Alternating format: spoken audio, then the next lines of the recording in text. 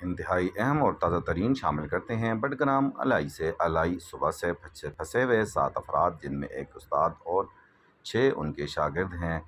Lift کی تاریں ٹوٹنے کی وجہ سے لفٹ ہوا میں معلق ہو گئی 9000 فٹ کی بلندی پر اور یہ سب لوگ پھنس گئے۔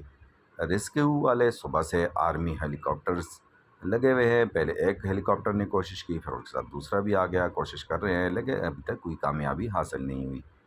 تمام لوگ دعائیں کر بھی رہے ہیں اور یہی گزارش ہے تمام لوگوں سے کہ اپنی دعاؤں میں ان سب لوگوں کو یاد رکھیں، کیونکہ یہ سارے بچے صبح کتنی خوشی خوشی گھر سے نکلے ہوں گے کہ ہم اسکول جائیں گے، پڑھیں گے، دوستوں کے ساتھ کھیلیں گے، اساتذہ سے ملیں گے، لیکن انہیں کیا معلوم کہ ان کے لیے یہ آج کی دن قیامت کی دن ہوگا۔ ان کے والدین بھی انتہائی پریشان، جو بڑے قرض سے گزر رہے ہیں۔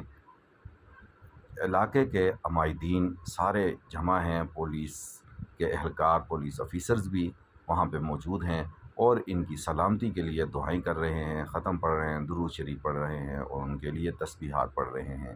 آپ جتنے لوگ گھروں میں موجود ہیں ان سب سے بھی یہی گزارش ہے کہ تسبیحات پڑھیں، ختم پڑھیں، سورہ یاسین پڑھیں، دعا کریں کہ اللہ کرے یہ سب لوگ خیریت سے اپنے گھروں کو پہنچ جائیں۔